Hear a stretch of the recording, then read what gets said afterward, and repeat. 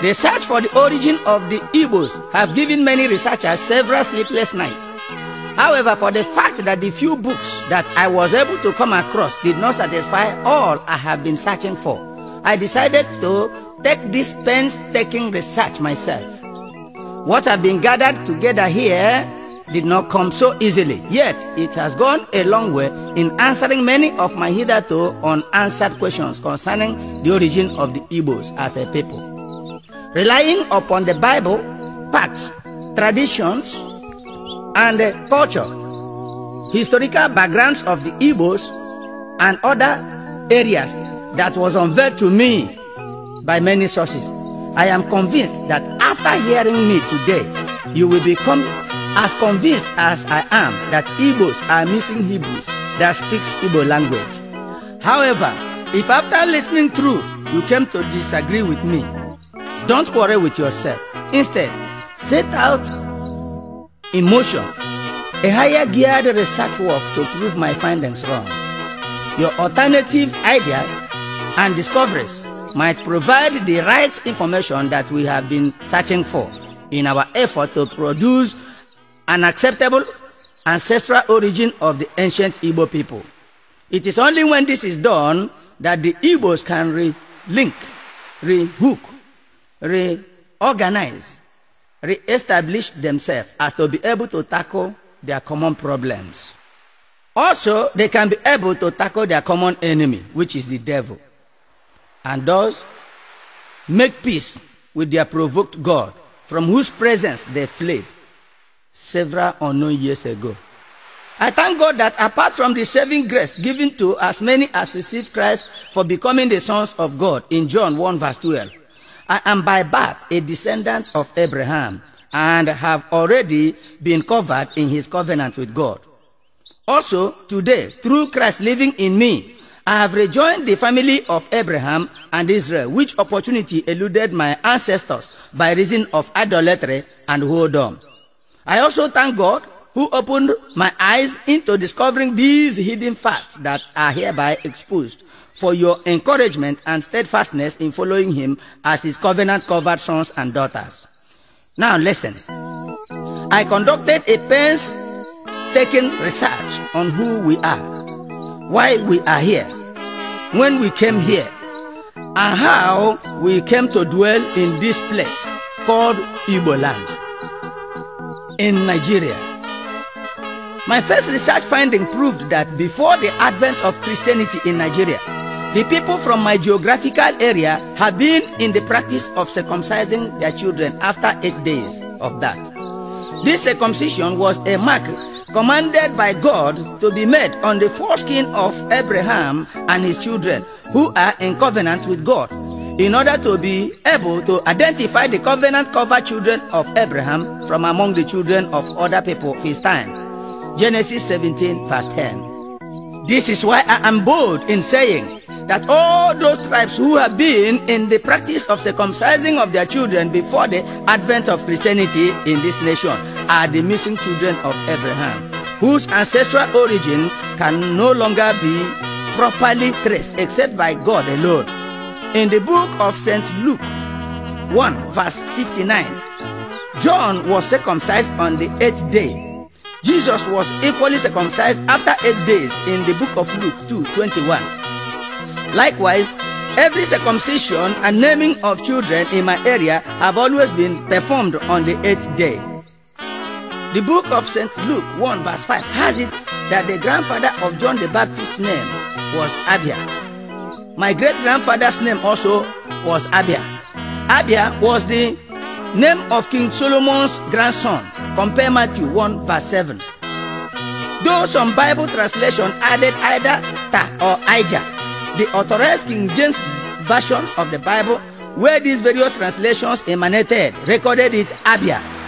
Are there no various places in Igbo land called Abia? Abia in Ohafia, Abia in Umuabia, and Abia in several other places.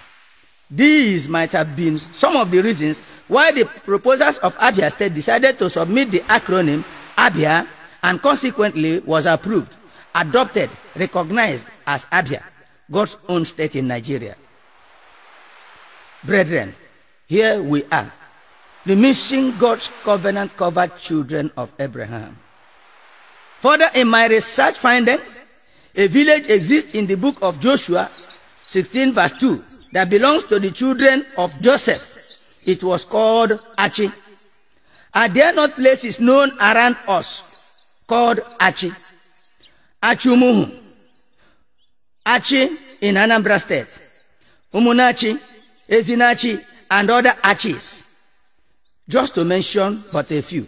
Also, Achi is one of the trees that exist in Igbo land everywhere. In the book of Mark 3 verse 8, a village exists in the time of old called Idume. Back home here in Imo State, I married an Idume Ogwa lady. Even the Edda people had their foundation tower in Israel, according to the book of Genesis 35 verse 21. Is there any Nigerian that doesn't know that Edda people exist in Ebonyi State? Brethren, only the book of Exodus 30 verse 34 explains the meaning of Onitsha as one of the sweet spices available in the land of the ancient Hebrews. Here in Igbo land exist many places called Onitsha also, such as Onitsangwa, Onitsambise, Onitsuboma, Onitsuburu, Onitsha Ubo, and Onitsha town itself. Apostle Paul did not forget to extend his greetings to Obane and her people who helped him in Romans 16 verse 9. Are we not aware of the Obanes spread across our various states here? Or do you think that these various similar names makes no meaning to tracing of our ancestral identity? Furthermore, the book of Proverbs 30 was written by a man with an Igbo name, Ago. Refer Proverbs 30 verse 1. This Ago might have been one of the great grandfathers of people either from Item, Alai, Ibere, Ugweke, Mbende, LGA, where this name is still maintained till today. In Proverbs 30 verse 1, Ago seems to be discussing with two people supposed to be Ichie and Oka. If anything falls short of my explanation, it might be a matter of spelling and pronouncing error. Again, Genesis 36 verse 4 and 10 has it that Esau's wife's name was Ada. Is there any Igbo family that doesn't have an Ada in it? In Matthew 1 verse 10, the name of one of the great Hebrew fathers was Ammon. This name is still found common with the people of Abreba today. In the book of Esther 9 verse 9, Arisa was an ancient Hebrew name. Today at Ibere and Item, Arisa could still be found in large numbers. Think of such names like Onam and Anna, an ancient name still paraded here in Igbo land. They exist in Anambra State. In the book of Genesis 36 verse 24, Aja and Ohozara name and Anna, an Anambra name, suffice to expose their ancestral identity from among the ancient Hebrews. Ammoni, an ancient ally and the Item people's name, is found in 2 Samuel 21 verse 8 to 11 as one of the descendants of King Saul. In my teenage, I still remember when we visited Nenem Namone, whose son Ammoni was said to have been called so in order to preserve their ancestral name from being cut off, as we didn't know its meaning then. Permit me to digress a little for a vital explanation before I continue sampling these ancient Hebrew Igbo names. It should be noted that when God confounded the language of the children of Noah, they all retained their names. Likewise, wherever these ancient Hebrews went, they continued to name their children after their father, grandfathers, great-grandfathers, and mothers. Hence, they maintained a namesake culture, even in my place today. This is why names have remained one of the most effective instruments in use to determine the origin of an individual, especially among the Hebrews. Refer the book of Luke 1 verse 59. Also, in this nation, if your name is Abdullahi, we readily know where you came from. Effiong or Adebayo can equally tell your ethnic origin. This is why in my research, I laid great emphasis on names and cultural similarities as they were discovered from the ancient Hebrew book, the Bible. And who can prove to me that what was written in 1 Chronicles 4, verse 32 is not Item, my own people? Further discoveries along this line continues to point to the fact that we are the lost Hebrews who migrated from among our fellow Hebrews in the year that we no longer can be able to tell from the far east where we migrated, at a time that no one can tell. And who is sure that Igbo was not a wrongly recorded pronunciation of the word Hebrew at the time of the documentation of our identity? Our then illiterate farming and lost ancestors here might have pronounced their language Igbo instead of the correct pronunciation of it, Hebrew. Hence, they had it written as they pronounced it. Just the same as an Akwa Ibom or Cross River man falters at the pronunciation of Oga and Aba and also Go. For they say Go Oba for Go Aba, and they say Oka for Oga. Igbo instead of Hebrew might have been so erroneously called and recorded by those who documented our language and identity, since they never expected to find any Hebrew tribe here in Black Africa. The name Hebrew, having been bastardized in Africa, does. From Hebrew, they change it to Hebrew. From Hebrew, they change it to Igbo. From Igbo, it was changed to Igbo. Who knows whether our educated elites will further tell us to change it to Iko. Yet, the names that we retained continues to point to the truth of who we are. Is Acha an ancient Aboriginal name not found in the book of 1 Chronicles 2, verse 7, and Eke, a central Igbo name found in 1 Chronicles 2, verse 27. Don't be misled by fake translators of the Bible in the recent time. It is E-K-E-R, Eke. It is also an Ikwere name to show that even the Ikweres are Igbos. Were the children of a great grandfather, great ancestor called Sheshan not known as Alai? Are Alai not people in Abia State? See the book of 1 Chronicles 2, verse 31. Go to Bende local government, you will find them there today. Was Acho an Igbo name, not the owner of the valley where Achan was stoned in Joshua 7, verse 24 to 26? Was Ata not the name of Hezekiah's son, according to Ezra 2, verse 16? And was Azumuko not the father of Nehemiah, according to the book of Nehemiah 3, verse 16? Did Ezra chapter 10, verse 27 not tell us that the last born of Father Zatu's children was called Aziza? Is Aziza not purely an Igbo name and a language? Did Ezekiel not tell how he saw the son of Azun, an Igbo name, in Ezekiel 11, verse 1? Or was not Ehi an Igbo name, the sixth son of Benjamin, according to Genesis 46, verse 21?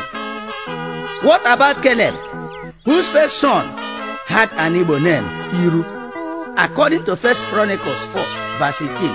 And was Ishi not another Hebrew ancestor in 1 Chronicles chapter 4, verse 20? Didn't Genesis 46, verse 16 tell of the grandfathers of the people from Umuleri, Aguleri, Unri, Oreri, Aseri, all in Anambra State? Are these people not found in Anambra State today?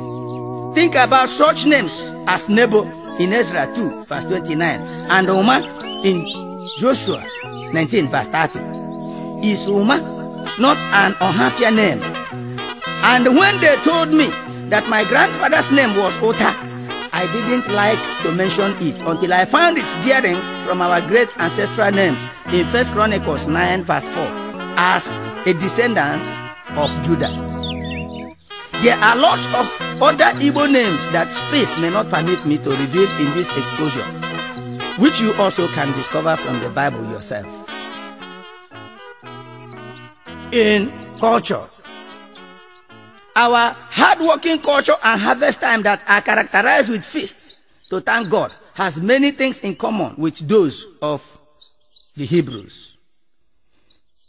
We have no printing of tribal marks upon our faces, as it was against the covenant of these people with their God. See Leviticus 19 verse 28. Jubilee celebration, a festival that is held every 50 years, is still functional at Idato in Imo State. For I went to a burial ceremony and they told me of one man who was able to partake in a program that is held 50 years and he was able to see it thrice. So they do it every 50 years, that ceremony in their place, in line with what is written in the book of Leviticus 25 verse 8 to 10. The lost condition of our people in this faraway place notwithstanding, they always observe a number of these covenant ceremonies, such as is found in the book of Deuteronomy chapter 16 verse 3, Feast of the Unleavened Bread, Itachicha. When I was young, this Itachicha period was a time when my people observed this feast in remembrance of their afflictions and famine, during famine time, and thus prepare for a period of harvest and plenty.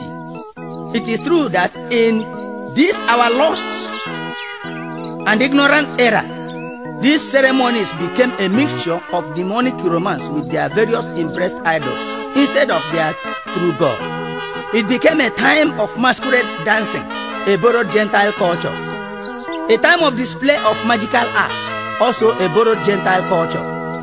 A time of ritual sacrifice, an art which they acquired from the Gentiles, having forgotten their God. Whereas God commanded them in the book of Deuteronomy 18 verse 9 to 12, saying, When thou art come into the land which the Lord thy God giveth thee, thou shalt not learn to do after the abominations of those nations. There shall not be found among you anyone that maketh his son or his daughter to pass through the fire, or that useth divination, or an observer of time, or an enchanter, or a witch, or a charmer, or a consulter with familiar spirits, or a wizard, or a necromancer, for all that do these things are an abomination unto the Lord. And because of these abominations, the Lord thy God doth drive them out from before thee. Missing Hebrews, missing people, which of all the above listed evils before us are we free from its grip?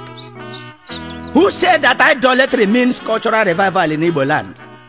Today, aren't our cultural revivals a direct link to the atheists and the Gentile nations in their romance with their demonic and idol gods? An act which cut our ancestors off from the ancient children of God's world map. Aren't these so-called cultural displays today among those evils that God enumerated in his covenant with our forefathers, saying, there shall not be found among us anyone doing them? What a lost people. What a pity. What a people that has forgotten the revival of their godly culture. Instead, they became very busy reviving the Gentiles' culture, for which their God turned his face away from them and drove them away into this obscure place. What a lost people on earth. Don't you know that when Solomon, our great ancestor, married 700 wives and retained 300 concubines, altogether 1,000 women, all alone for one man, from the Gentile nations, he embraced idol-worshipping culture from them. Therefore, God chased his idol-worshipping wives and children away from among their people by using their adversaries at his demise. Hence, the spread of these idol-worshipping missing Hebrews, who in their lost states today thought that idol-worshipping is their culture. You might have begun to doubt the reliability of my discoveries because of the black color of our skin. Do you know that we inherited our black color from our great ancestor Solomon, whose color turned to black by reason of the suffering he entered into when he turned away from God?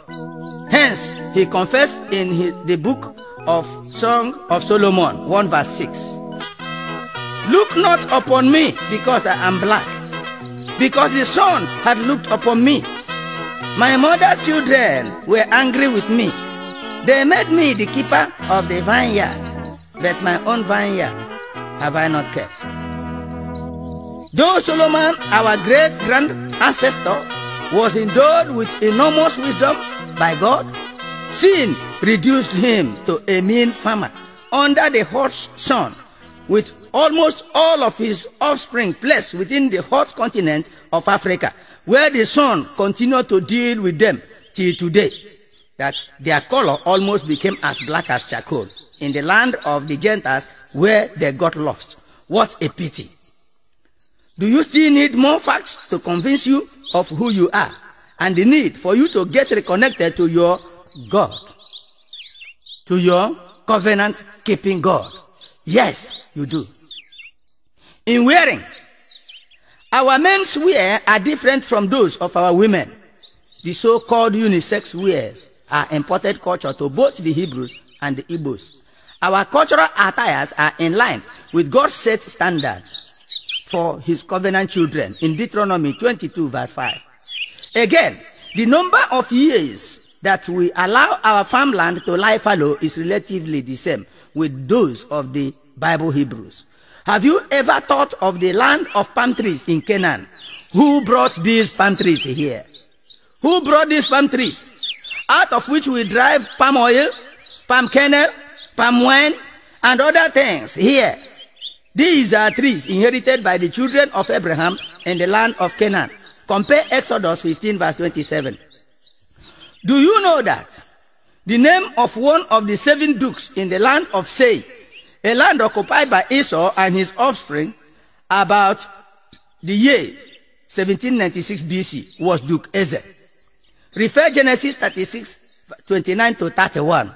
It might be during the reign of this Duke Ezer that the first set of our ancestors migrated into this place. I sense their migration to this place to have been in 3 phases. Firstly, the migration of the Hebrew children of Esau during the reign of Duke Ezer at about the year 1796 BC. They might have established the idea that Duke Ezer, though very far from them, was still their king, and saw no need to coronate another person here in Africa. Hence, it is still said today that Igbos have no king. But at the dawn of modern civilization, the need to have kings according to their organized kindreds and autonomous communities as required by modern government became a necessity. And the constitution also empowered these people. And so they were able to make people that will become paramount rulers to them.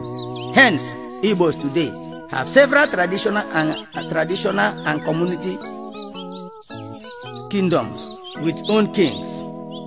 Their leader's name or name title as Eze, after the names of the then ancient duke at their migration time, is still retained.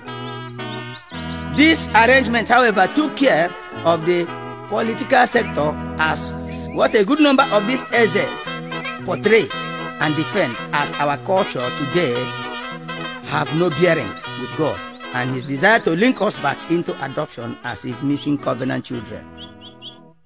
The second set might have migrated at the death of King Solomon, which resulted to his numerous idol-worshipping wives and children being scattered upon earth's surface with their demonic cultures and many other things about the year 992 BC. Refer 1 Kings 11. The third immigrants might have left around 975 BC, when every family in Israel went back each to his tent to plan for their survival on individual basis. Refer 1 Kings 12 verse 16. All these discoveries and lots more continues to convince me that they were in no way a coincidence. They look real. I believe that we are missing Hebrew children, covenant-covered offspring of Abraham, Isaac, Jacob, and Esau, and Solomon. And only God alone can show us our way back to him. Moses warned them of the consequence of their disobeying the Lord in Deuteronomy 4 verse 27. He said, "And the Lord shall scatter you among the nations, and ye shall be left few in number among the heathen, whither the Lord shall lead you." My brothers and my sisters, how many were we, brethren, before the 1967 Nigeria-Biafra war reduced us to our present population? In verse 28 to 29, it says, "And there ye shall serve gods, the works of men's hands, wood and stone, which neither see, nor hear, nor eat, nor smell." What type of God are we worshiping here today?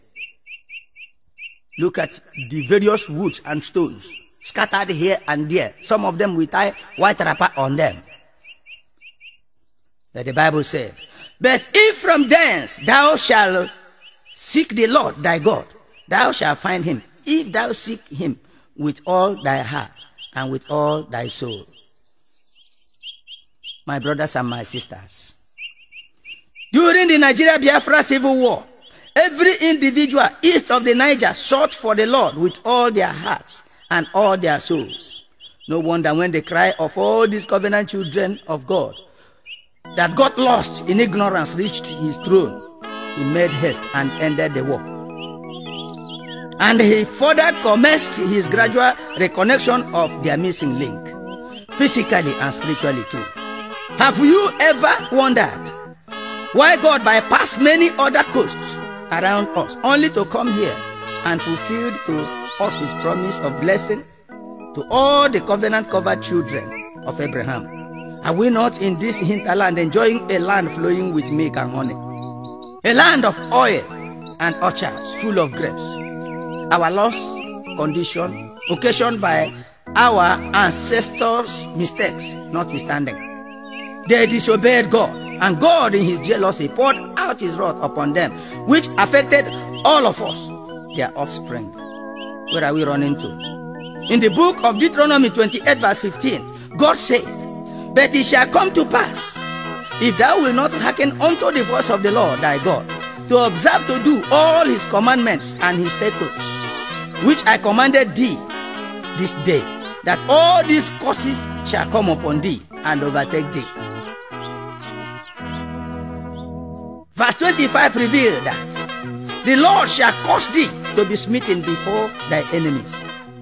Thou shalt go out one way against them and flee 7 ways before them, and shall be removed into all the kingdoms of the earth. Is that not what we experienced during the war? No victor, no vanquish. Who is vanquished and who is victorious? Brethren, have we not seen that it was disobedience to God's covenant that drove our ancestors from among their fellow brethren in their acquired promised land to this dark hidden land that is busy every day in their research for the advancement of the cause of wickedness and abominations? People that knows no bounds when it comes to committing of atrocities and witchcraft. A community of cheats and crooks. In case you don't know, brethren, we are the lost people among the covenant-covered children of Abraham and Israel. And only God can show us the way back. It wasn't our fault anyway, but our ancestors who, instead of obeying and walking in God's covenant, behaved otherwise and attracted these punishments upon us. The question today is, have their children learned their lessons? Where did they learn the lesson? Once they are settled, they can say their brother. The same old thing has continued till our day. Deuteronomy 28 verse 28 says, "The Lord shall smite thee with madness and blindness and astonishment of heart."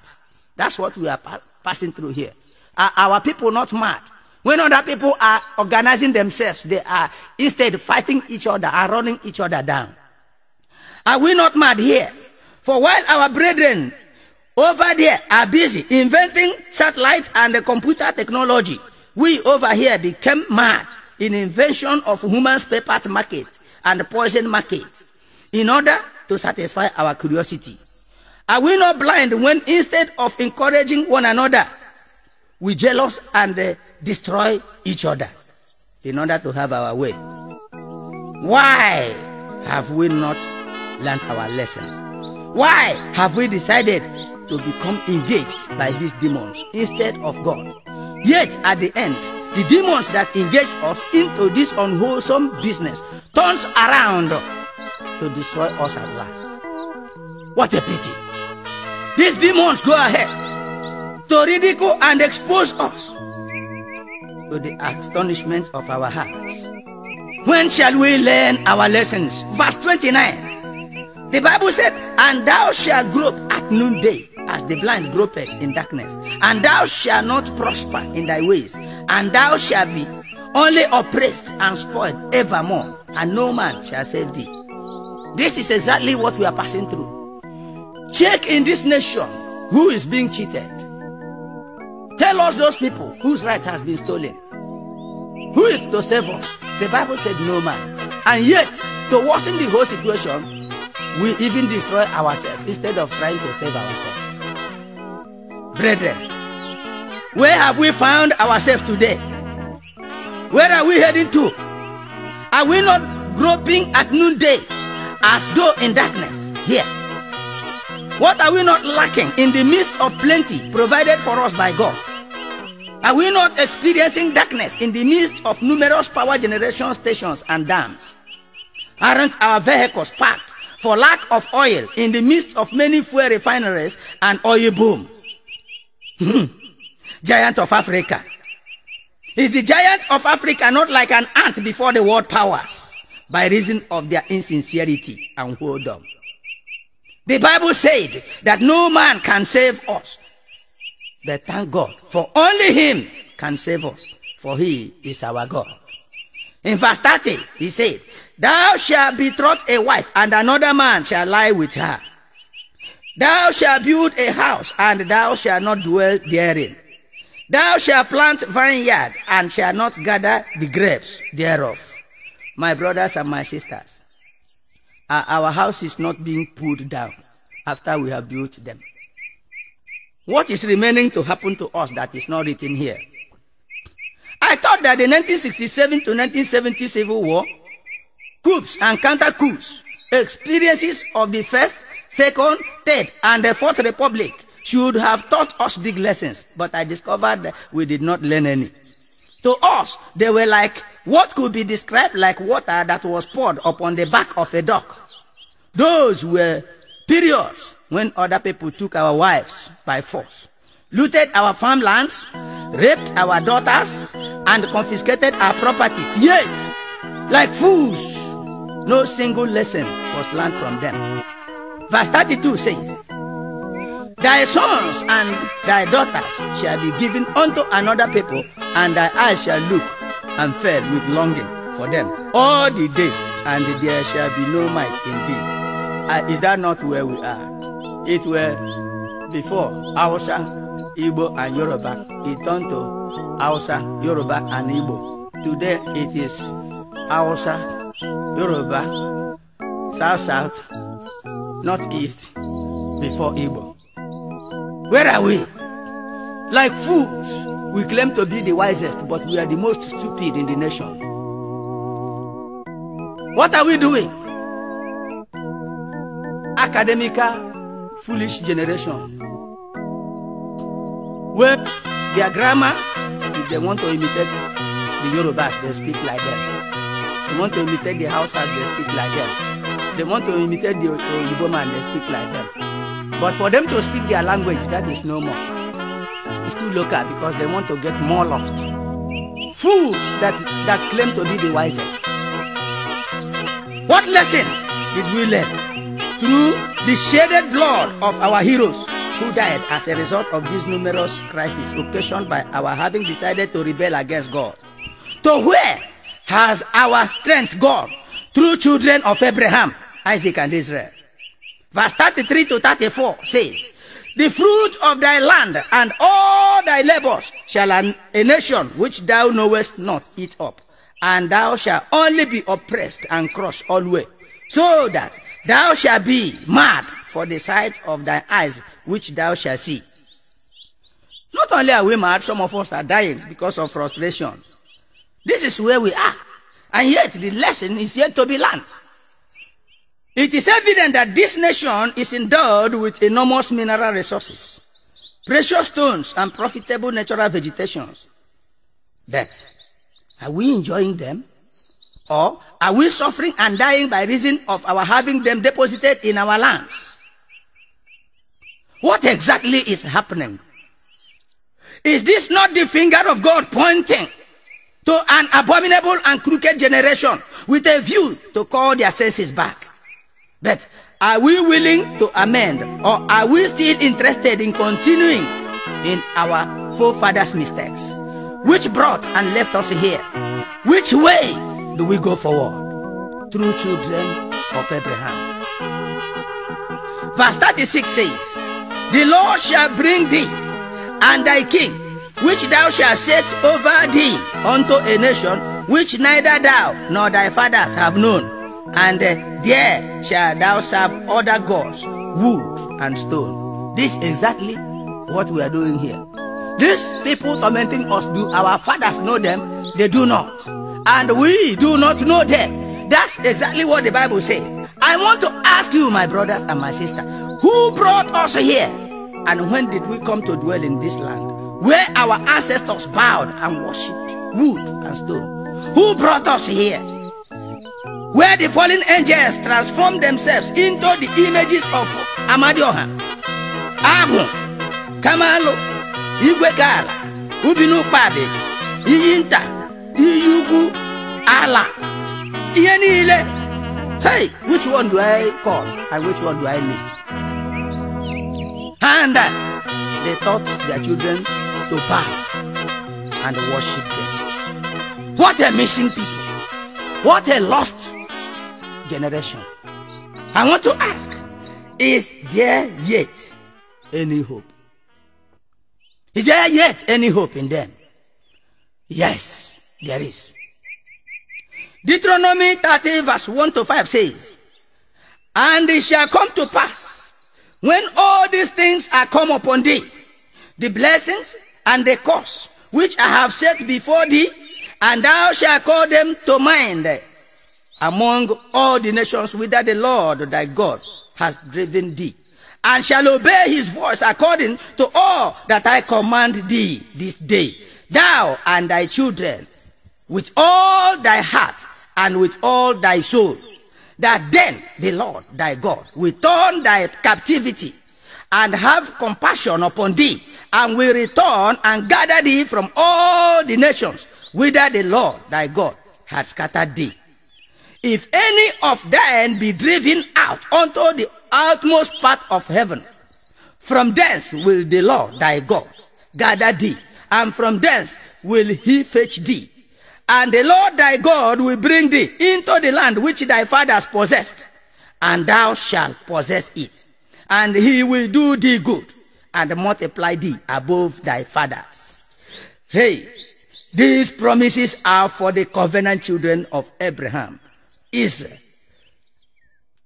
Wherever they are driven to in this world, their proper position as God's covenant children shall be restored to them anytime they come to their senses by making amends. When in the time of Joshua, the Israelites renewed their covenant with God and decided to move forward, human beings influenced by demons ganged up themselves to frustrate the move. Yet God, in remembrance of his everlasting covenant with them, reassured them in the book of Joshua 1 verse 5, saying, there shall not any man be able to stand before thee all the days of thy life. As I was with Moses, so I will be with thee. I will not fail thee, nor forsake thee. This same promise is for every covenant child of God that made peace with him. Joshua thus became strengthened and confidently forged ahead in his liberation move. The enemies also fortified themselves against him by engaging a 5-nation allied forces. It will be necessary at this juncture to explain the names, meanings, and functions of each of these demonic allied forces and their relatedness to what we are experiencing here today, in order to further assure you of the reliability of my research findings concerning our place of origin. Almost all the demonic false kings that stood against Joshua in his liberation assignment paraded Igbo names, acted like present Igbo people. But these and other related expositions, just wait a bit and you will hear them. But before we hear them, let us ponder and consider the fact that the Igbos, such as are called the Cross River Igbos, namely people of Old Bende, Arochukwu, and Afikpo LGA, might not, after all, be baseless. For in my research findings, only in Cross River and Akwa Ibom states did I find such Hebrew names among their villages and towns. Such places include Etinan, refer Exodus 13 verse 20. Etam, found in the book of 1 Chronicles chapter 4 verse 7. And in case you don't know, Ekot Akbanabia means the forest of the son of Abia, just to mention a few. These names are still in existence today among the towns and villages in the Old Cross River and Akwa Ibom states. These Cross River Igbos might have first settled at either Etam or Etinan or any other place around there and left those Hebrew names there as space, language barrier, and ethnic differences might have separated them from there. Hence, they gradually shifted further where they are found today. It cannot be ruled out completely that there still exist today remnants of those missing Hebrews among the Cross River and Akwa Ibom states indigenes, who have been swallowed up by their tradition, culture, and language, as the bulk of their Igbo-speaking brethren left for a more accommodating free land where they can no longer be seen as strangers, leaving a large number of their fellow Igbos there. Think about the names like Ibibio. A research showed me that Ibibio is a simple name of Ibe Igbo, fellow Igbos. It is Ibe Igbo. The Igbo man wrote Ibibio, which means fellow Igbos. Think about Kwa Igbo. Kwa is an Ongwa language to introduce Igbo. Look at Igbo, Kwa Igbo.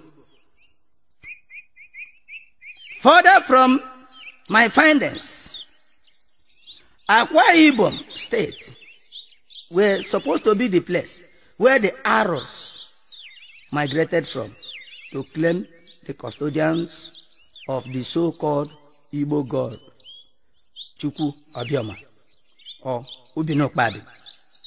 Hence, they attach ancient superiority to themselves. It is believed that their fellow Igbos began to join them later as natural and supernatural occurrences began to unfold, placing them in an uncomfortable and inconveniencing situations. Hence, they came, joined their ancient Igbo neighborhood known as Old Bende Division before the advent of the colonial masters. Equally up north of them, something else was happening around the areas known today as Oka.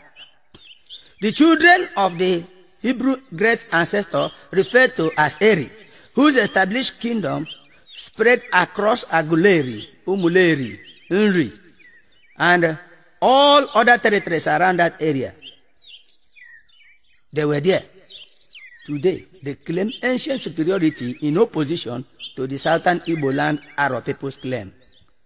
Likewise, in Delta State today, there are Igbos around there, places like Ibuzo and other areas. They never believed, ever originating from either two. They call these other areas Alibo. Yet they are there speaking Igbo. They claim that they were there before. Hence, they equally claim their own ancient superiority in contrast to the Aro and Eri concept, which of course seem to prove my assertion that they did not migrate into this place at the same time right. The only existing conflict in this research work is the persisting demonic culture of these Igbos, contrary to their God's covenant culture of the Hebrews, as contained in the Holy Bible. But let me ask, are you one of such people that believe that the Igbos are those people whose cultures include ritual sacrifices and humiliation to death of their fellow human beings in the name of according befitting burial rites to either their chiefs or traditional rulers, as the ancient people used to do in those years?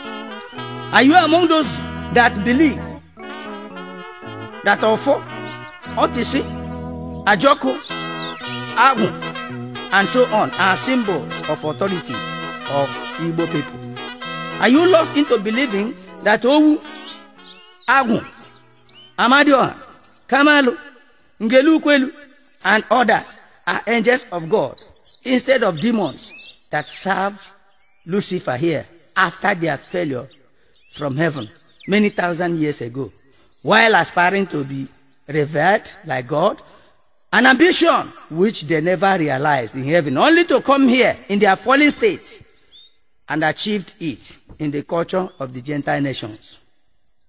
Are you doomed into believing that these various woods and stones represent the godly culture of one of Jehovah's #1 citizens on earth? Are you one of such people that believes that these various Juju priests of cannibalism are the custodians of our ancestral culture here in Igbo land?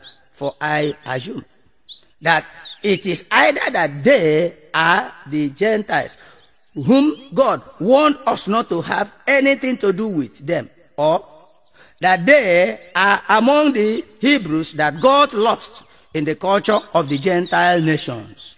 I want to sound it clear that the hand of the Lord is gradually coming down to this nation with a view to separate his people from among these various demonic cultures of the heathens, the Gentiles, and the atheists, which has placed us not among the first nor the second, but among the third world countries of the world.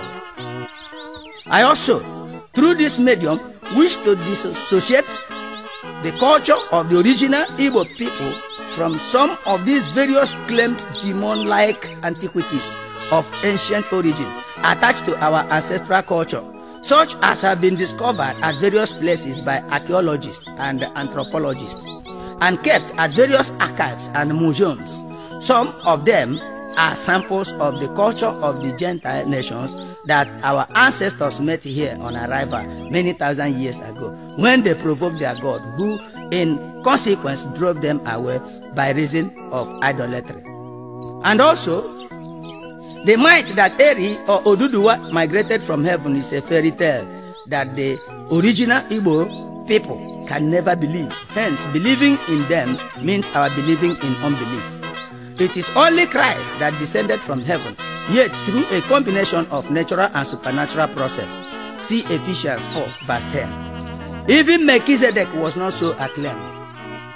If any archaeologist or anthropologist wants to dig out the root source of the original Igbo people, their culture, symbol, and scepter of authority, let them go to Israel, where our early ancestors took off their race into this place. There, they abandoned the original antiquities, cultural proofs, and the scepter of authority which contained their covenant with their provoked God before they came, discovered and inherited these various gods of wood, stone, ofo, otese, ajoko, and so on, in imitation of those Gentile nations that corrupted and left them here. God handed the original scepter of authority of the Hebrews to Moses. Moses handed it over to Joshua, as it is found in the book of Joshua 1 verse 8. Let the archaeologists and anthropologists help in finding out where this original copy of our scepter is, as they came from the hand of the Lord, who gave it to Moses, and Moses gave it to Joshua, and we will accept it. Not these voodoo scepters. In conclusion of this exposition, which promised the sampling of the demonic kings that stood against our ancestors in their journey towards acquiring their promised land, let's read the book of Joshua 10 verse 1. Joshua 10 verse 1. Now it came to pass, when Adonizedek, king of Jerusalem, heard how Joshua had taken Ai and had utterly destroyed it. Now, compare this portion of the scripture with Genesis 14 verse 18 and also Hebrews 7 verse 1. It says, for this Melchizedek, king of Salem, priest of the Most High God, who met Abraham returning from the slaughter of the kings and blessed him. Let's pause here. You can discover here an imitation spirit-controlled man whose name and function sound similar to the one of the priest of the Most High God, Melchizedek. Note the name of God's priest, Melchizedek, king of Salem, and the name of the demonic king, Adonizedek, king of Jerusalem. If someone is not careful, he can mistake Adonizedek for Melchizedek and king of Jerusalem for king of Salem. And how much more when both name and title is pronounced at a stretch. This Adonizedek represents the demon of imitation that wants to be seen as the real instead of the fake. It is a dangerous omen for this spirit to possess anyone, for he will be living a life of imitation of others and thereby hide his real self. It can make someone to change his name to begin to sound like the one he is imitating. Dance like the one he is imitating. Pretend to be like or to act like the one he is imitating. Thus, he will become possessed by the spirit of imitation until he advances into imitating the world and her way of life. Even so did our ancestors imitate the demonic cultures of the Gentile nations left among them in their promised land until they got lost into it, having taken to live in idolatry, and God, in his jealousy and anger, began to chase them about until they came into this no man's land and hid. Joshua 10 verse 3 listed the names of all the 5 demons that gathered to stop God's covenant children from making progress. But I make bold to say that no demon can stop any covenant child of God that traced his way back to his maker in a strengthened covenant.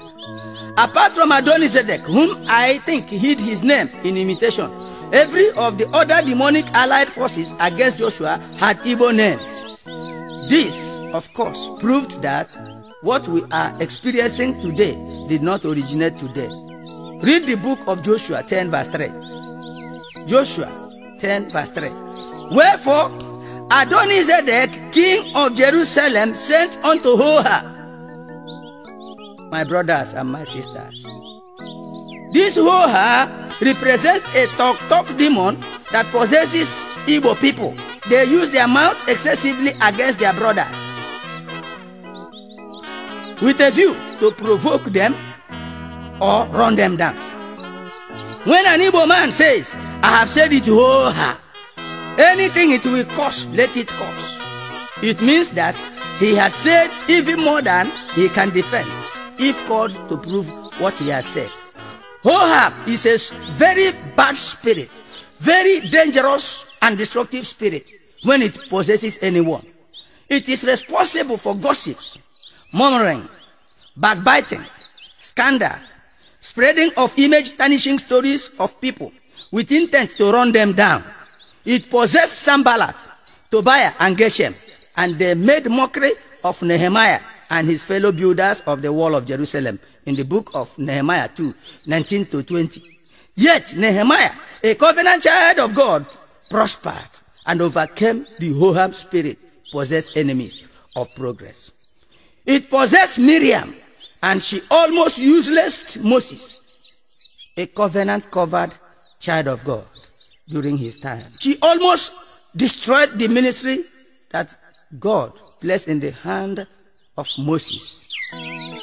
I cannot be able to narrate my experiences on earth as a result of the deeds of these demon-possessed agents of destruction. Yet they have not been able to stop me. No demon can stop you. No demon, including Hoham and Adonizedek, can stop a covenant-covered child of God from making progress. They can only disturb you, but they cannot stop you. They can only shake what God reserved for you with their mouth, but they cannot take it from you, because the hand of God is holding it for you and not their mouths. Now, let's find out the name of the next demon from the book of Joshua 10 verse 3. It says, "And unto Piram, king of Jarmuth." This Piram represents another Igbo behavior and expression that is used for defining a slippery object, such as a live kingfish inside a river. Very slippery. Its movement is always Piram. Therefore, if you are not gifted in the art of catching it, it will slip off from your grip, Piram, and you will end up holding nothing at hand anymore. This Piram demon is responsible for human craftiness and subtlety. Piram spirit is a spirit of disappointment, an unreliable spirit that changes people instantly from what you know about them. Piram spirit always help a Hoham spirit possessed person when in trouble. Hoham, after using a person to tell his framed image tarnishing lies against his fellow, on the day of proof, Piram becomes the only way out. This Piram spirit have killed many strong men, rendered many powerful men of God hypertensive, subjected many to a motionless state of stroke, and brought heart failure and death to millions of people through the channel of these demon-possessed slippery human beings. Do you know that 90% of the human environment is suffering today by reason of the deeds of a combination of these Piram and Hoham spirits? They can bleed a heart to death instantly. Piram spirit produces doubt, lack of trust, and fear, even among covenant-covered children of God.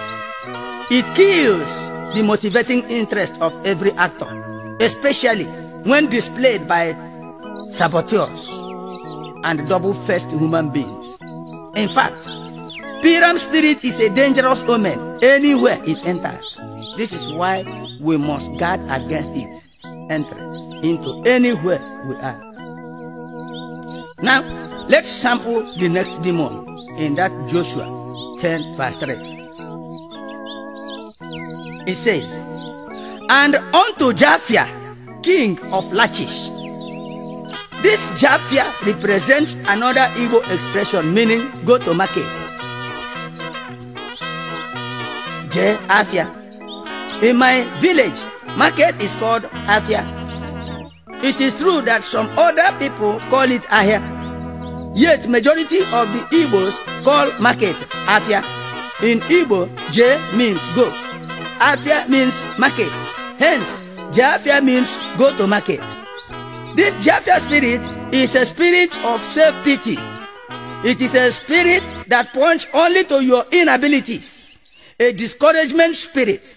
It is a spirit that is always busy showing you your fellows who have arrived, achievers, and fashionable, and often presents the question, what are you up to?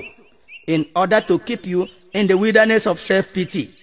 Japhia spirit is a spirit whose major assignment is to throw a challenge to you, saying, why don't you do this or that in order to get money with which you can go to the market and buy this or that thing that have kept you away from measuring up with your equals, without attaching any importance to how genuine those suggestions are.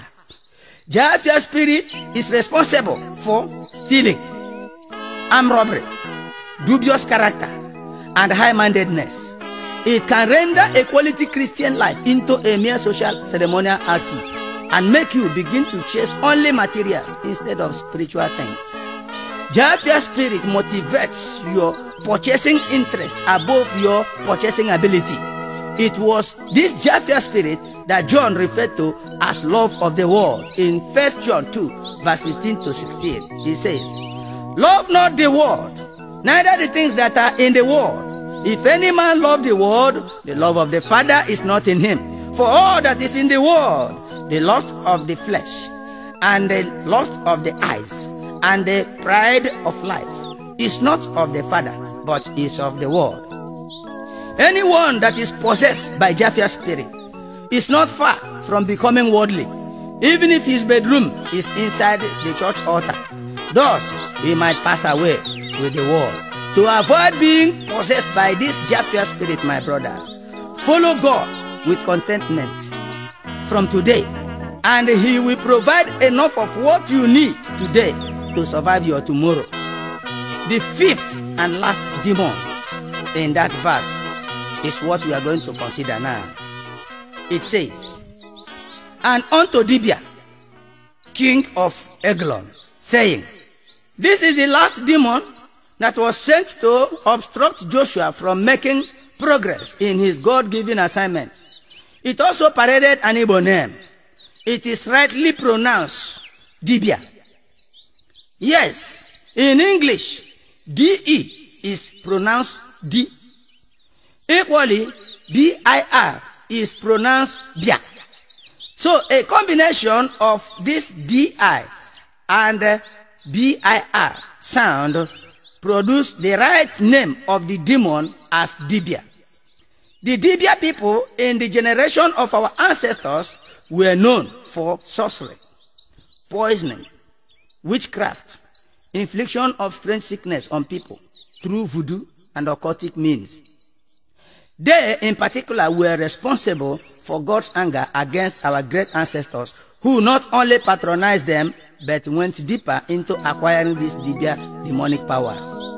Worse still, they initiated their children into this Dibia cult and provoked God to anger, and God drove them out from their blessed land and from among their brethren. Compare what is written in Psalms 106, verse 28 to 29. It says, they joined themselves also unto Baal Peor, and ate the sacrifices of the dead. Thus they provoked him to anger with their inventions, and the plague broke in upon them. They joined the Dibia people in their acts, and God became annoyed and chased them about from then until they came here and hid. No wonder they came into this dark continent with their invented idols and hid until they forgot their God, forgot about their covenant with Him, forgot their ancestral lineage, and forgot themselves. But thank God for written technology that documented and preserved our written identity for any generation that will care to embrace them and their values. Depending upon these documented facts in the Bible, I have been able to discover who I am, where I came from, and how I can reconnect myself into my missing link. Scattered by the deeds of our ancient, wicked, and devious spirit-controlled ancestors, we lost our God-given favor, land, and opportunity. And here we are, the lost tribe of Israel, in a land where these numerous demonic practices were given free hand to operate. Here, our people are not only passing through the fire, but have advanced into becoming fire eaters. Divination has also become an order of service in some various churches where these devious spirit-controlled ministers operate. Do you know that magical art is a developed version of Dibia artistry? Also, witchcraft is another of its developed department by our forefathers to perpetuate wickedness. You know, it is through this art they can transform themselves into images of physical snakes, rats, pigs, lions, pussycats, bats, just to mention a few, contrary to what God made them to be, all in their delight to perpetuate acts of wickedness and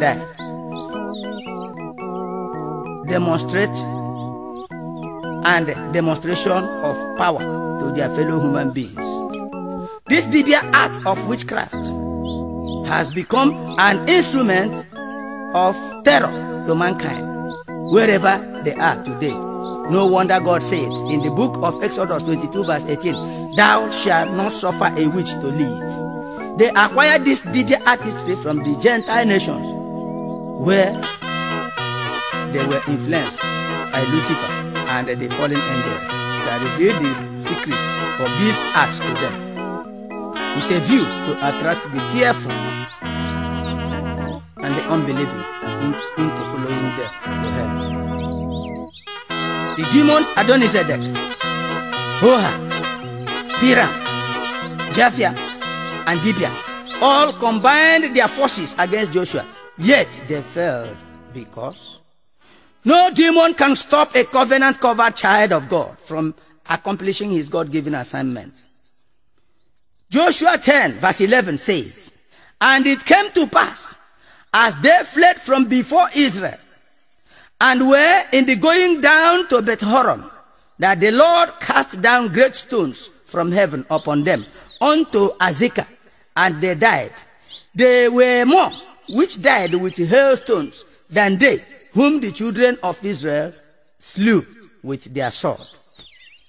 Covenant-covered children of God, be not afraid, for it is only through instilling of fear upon you that they can trap and disorganize you. They shall gather, but the Lord will not be with them. Whosoever shall gather together against thee shall fall for thy sake. Isaiah 54 verse 17.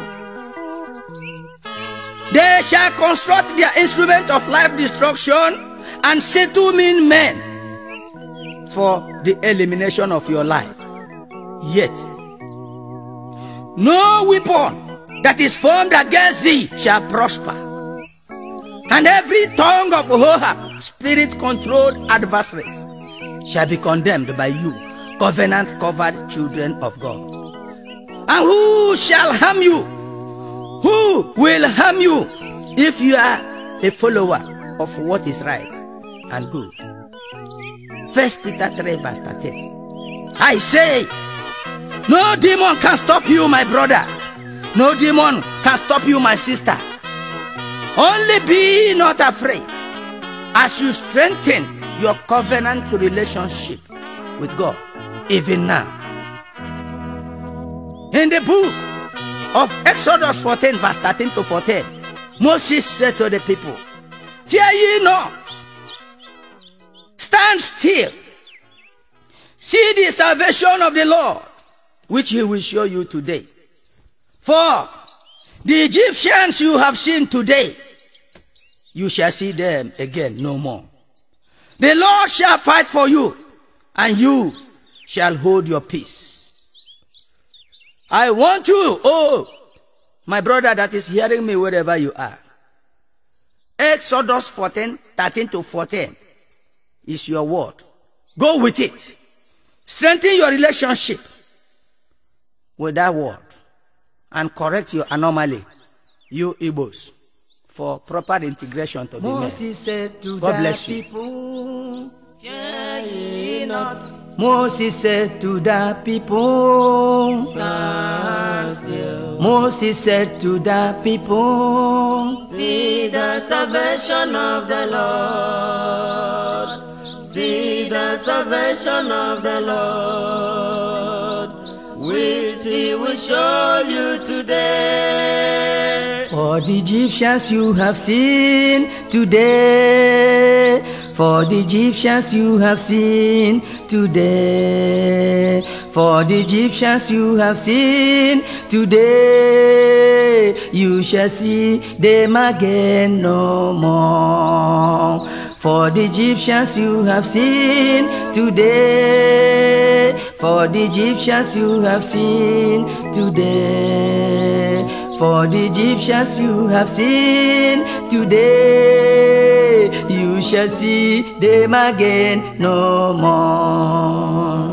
The Lord shall fight for you, and you shall hold your peace. The Lord shall fight for you, and you shall hold your peace. You shall see them again no more. You shall see them again no more. The Lord shall fight for you, and you shall hold your peace. The Lord shall fight for you, and you shall hold your peace. You shall see them again no more.